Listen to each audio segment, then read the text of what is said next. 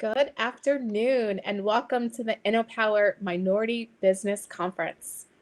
My name is Regina Cross and I'm a vice president with Goldman Sachs in Chicago. I lead a team that manages diversified portfolios for a very select group of clients, ultra high net worth families, family offices, corporate executives, and nonprofit entities. Despite my connections to the Windy City, have no fear, I am still a Hoosier girl. I am a graduate of Cathedral High School and, in fact, on the board of directors now for Cathedral. I am a Hoosier in and out with an undergrad and BS in business from Indiana University and the Kelley School of Business, and have my MBA and Master's of Education from Stanford Graduate School. So we certainly appreciate you being here with us today and having an important conversation as we talk not about education, not about business and Hoosiers, although we could talk about that any day and it would be exciting. We want to talk about what the transition looks like in business. So we're going to talk about pro sports and how we make that transition, that leap from the field to the corporate office.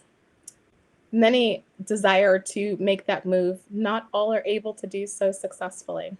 But with our guest today, we'll hear from former NFL player and Super Bowl champion Roland Williams, who has been able to navigate this exact strategy and continues to do so with extraordinary success.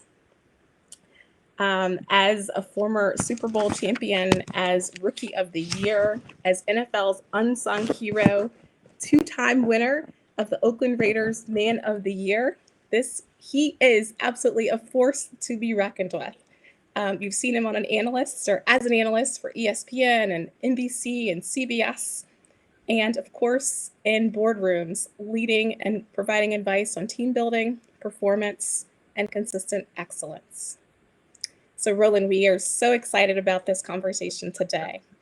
As we move away from all of that, as if that's not enough to applaud in a lifetime, today we get to discuss you as a business leader and as the founder and CEO of a Black-owned medical equipment supply company, in fact, one of the nation's largest. So, Roland, we welcome you, co-founder, president, J2 Medical Supply, Inc., and wish to not only continued success, but look forward to hearing about the partnerships you have, not only here in the US, but even abroad with Malaysia and China and more broadly. So, ready to jump in? Let's jump in. Thank you for all that flattery at the beginning. Your check is in the mail. Your mother paid me. Your mother paid me. Don't worry, it's already taken care of. Roland, you've been part of this InnoPower conference since its inception, and your company continues to grow right alongside the conference. Can you tell us a little bit about your history? What was that transition like from the field, from the analyst room to literally the boardroom with J2 Medical Supply? For me, my whole life has been about, having dreams and trying to do everything I could to obtain them. The NFL worked out for me well, and life after football, being able to use my gift of gab, right, to get into the media space. And then in retirement, it's been all about teamwork and me tapping into the people that I know, people that I trust. And I got involved with InnoPower at the beginning because Emil asked me to, right? Because a teammate of mine that I went out, right? How can I say no, right? A teammate of mine that had character, discipline, focus, all the things that I hold dear, who's came and supported me so many times with my initiatives. He called and I answered. And I didn't realize how much of a benefit it would be for me as a person, as a business professional, but it has been. And it's been great. He's done an extraordinary job with this entire conference. And it's just amazing to see how far we've both grown over the last few years. I'm excited. I'm a lifer as long as Emil will have me at the conference. I love it. I love it. As you think about your participation over the years, what has stood out? Have there been quotes? Have there been speakers, aha moments that you can share with us that have influenced your business and leadership style? One of the biggest things that I took away from InnoPower was the amount of opportunities that are available that we aren't capitalizing on as business professionals of color. And just as Yes. NFL retired players, I mean, there's so much opportunity. But I think that until you actually are intentional about setting your sights on going to get something bigger and more expansive, you'll never see how big that rabbit hole can get. And so I'm just grateful because it opened up my mind to the whole world that exists and opportunities that are in the state of Indiana, right? And even further across the country and further and across the country and the world. So it's just been just great. And I'm just really excited about growth, right? That started with the Yes. conversation with InnoPower. Well, we'll dig into this a little bit in a few minutes, but so much of business is based on relationships.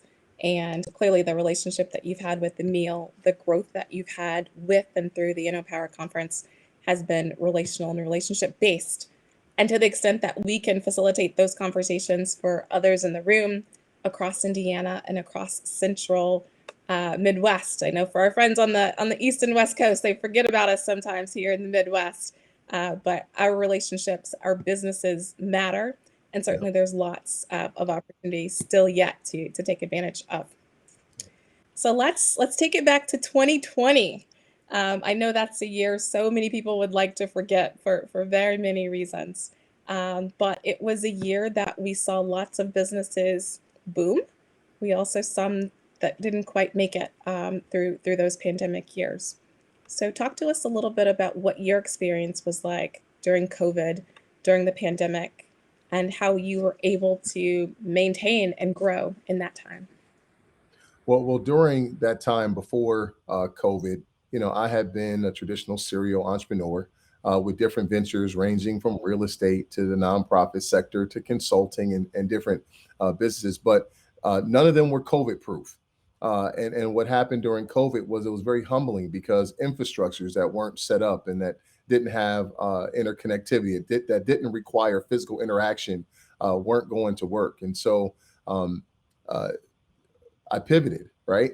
It became an opportunity where I connected with someone, the power of relationship and teamwork. My partner and his wife had been in manufacturing and fulfillment logistics for the movie studios for many years, NBC, Universal, Disney, Microsoft, etc. They also faced challenges as the entertainment industry shut down. And so it became an opportunity for two people with different skill sets to come together to do something to help people. And that's where J2 Medical Supply was founded from, just a genuine desire to go make a difference in the middle of a pandemic. It didn't take me long. I'm the nerd of the group. I love to do research and lurk into the industry. And when I saw a sector that is 19% of the GDP, when I saw an industry that has been, underrepresented by people who look like me and you, there became a tremendous opportunity to grow something exponentially. And we just went after it. A lot of 18-hour days during COVID. I'm also a proud dad. So it's a time away, and my kids were very supportive of it. And it just was a lot of work and commitment. But I think obviously it ended up being a time well spent. That's incredible. You know, you talked about a couple of things. One, being a dad, having three sons. There's a balance. There's an art there between spending 18 hours at the office and still being very present for your sons, and certainly a work ethic that not all of us have. I spoke to some of my kids through some mentoring sessions and told them how many hours that I work, and they're like, "No way, I would never do that." And so I wish I had a bullhorn so that I could have them hear you talk about these 18-hour days and surviving and thriving that. But talk to us a little bit about balance. How do you find balance? I'm one of those proponents of balance doesn't always come equally.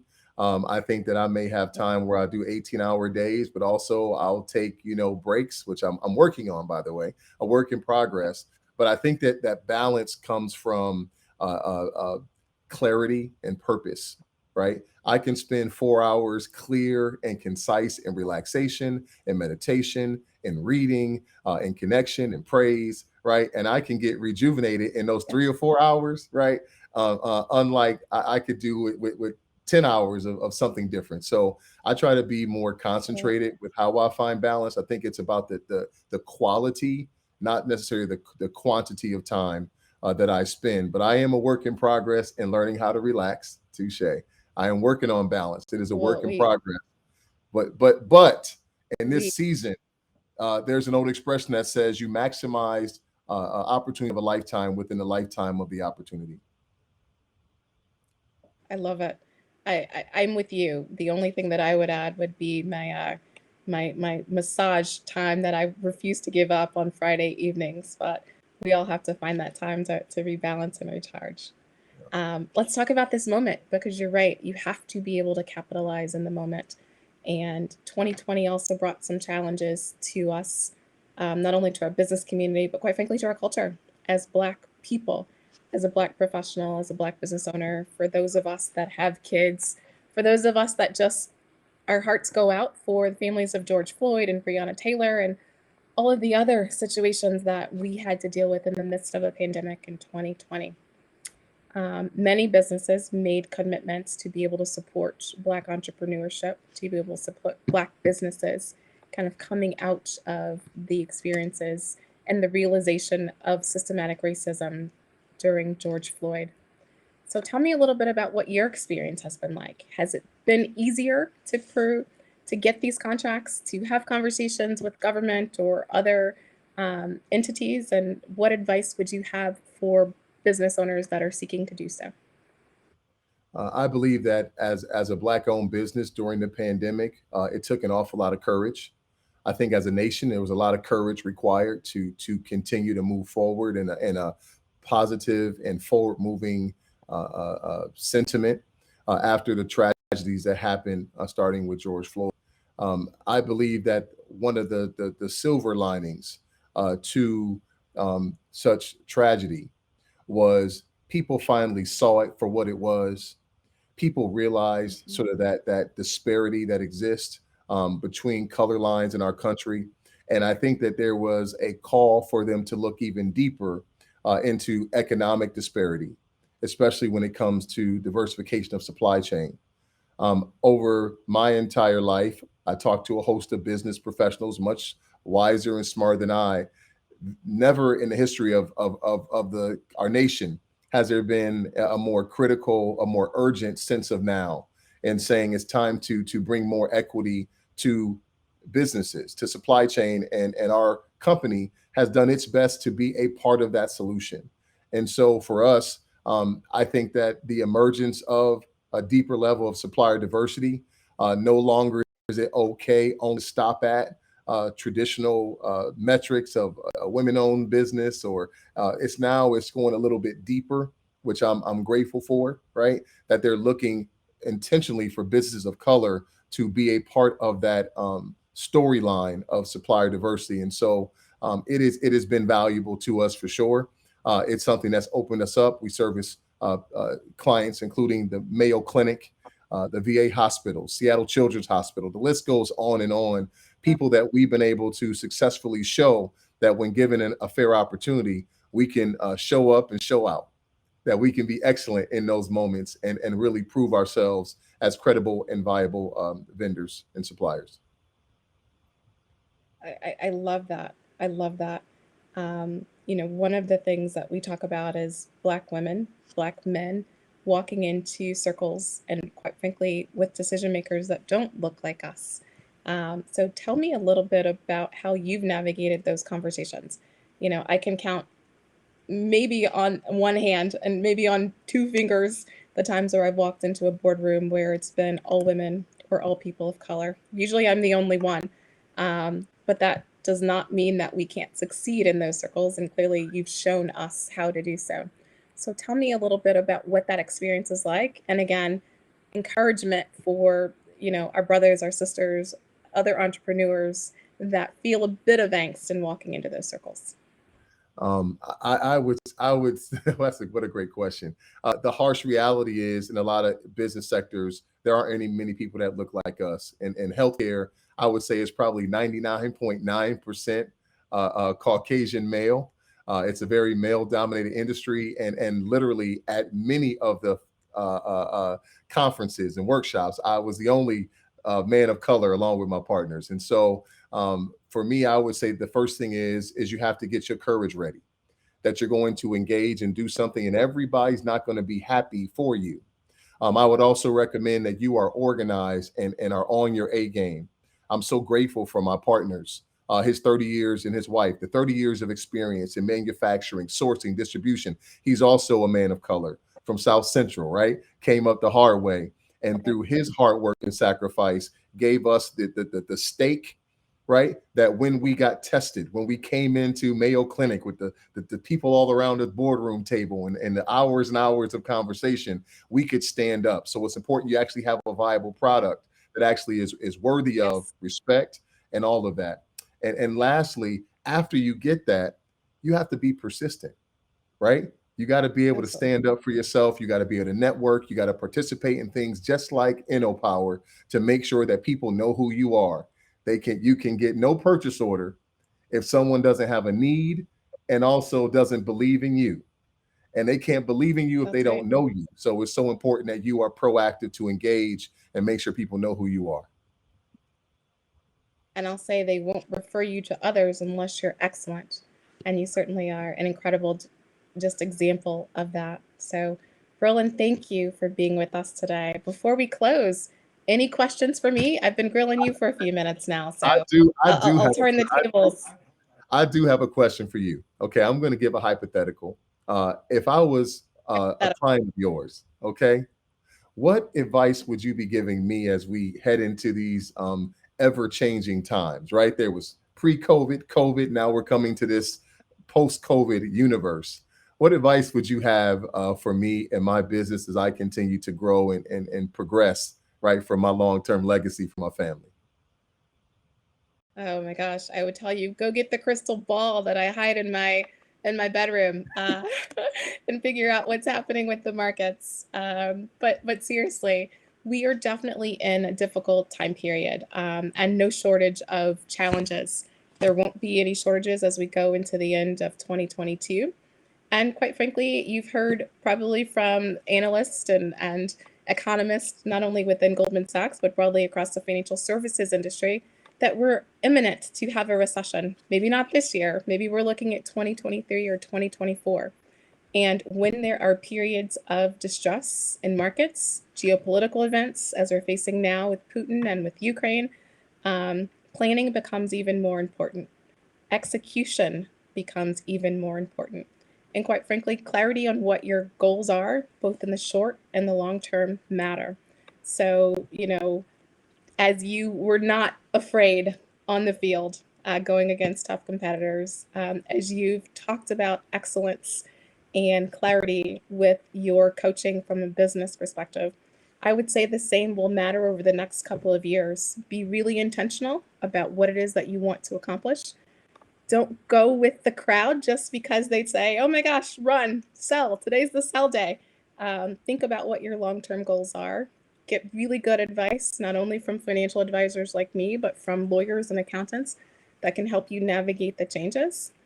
And, I'll say personally, pray, go back to meditation, be thoughtful, be intentional, be less fearful, but definitely focus on the excellence that you've talked about and you've displayed for us today.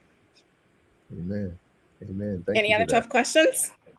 Thank you. Thank you. Awesome. Roland, you are such an incredible example, not only as an athlete, as a business owner, as a father, as a philanthropist. Thank you for being a partner today in this conversation and taking the time to share with me and with the entire audience with this InnoPower conference. We enjoyed having you. We look forward to seeing you next year and enjoy the rest of this conference.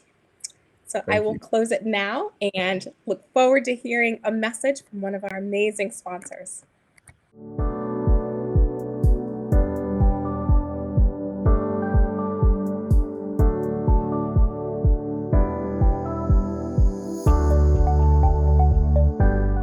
I was amazed at this work-based program that offers the opportunity to be in the field while also learning about it as a 16-year-old, honestly, that is very amazing. You get experience, on-the-hand job learning. I think the biggest benefit is that it allows me to take a bigger step into the healthcare field, which is something I've always been interested since I was young. I've always wanted to help other people learn how to take care of others. It's been a big part of my personality, and I think here in the MAP program, it allows me to grow towards that pathway. I was interested in the MAP program because it's HVAC, something I actually want to do later in life. It's actually like a great pathway, so it was a great opportunity for me to take it. This program actually opened up a pathway to right towards the maintenance technician for HVAC. So this is a great pathway for me to take. I work at Ascend Indiana, and as a project coordinator, I work a lot with like project execution and organization. Helping with the second cohort of MAP has been a cool experience. I've been doing a lot with pitching to employers, helping with the materials there, and recently I've been working in the design process. Corporate work experience at like 16 years old, you don't really see that anywhere. And like a good starting wage is like, I get paid $13.50 an hour. So that's pretty good for a teenager. What most jobs will ask you for is, do you have experience doing this, how much experience you have? But somebody fresh out of college wouldn't have that experience.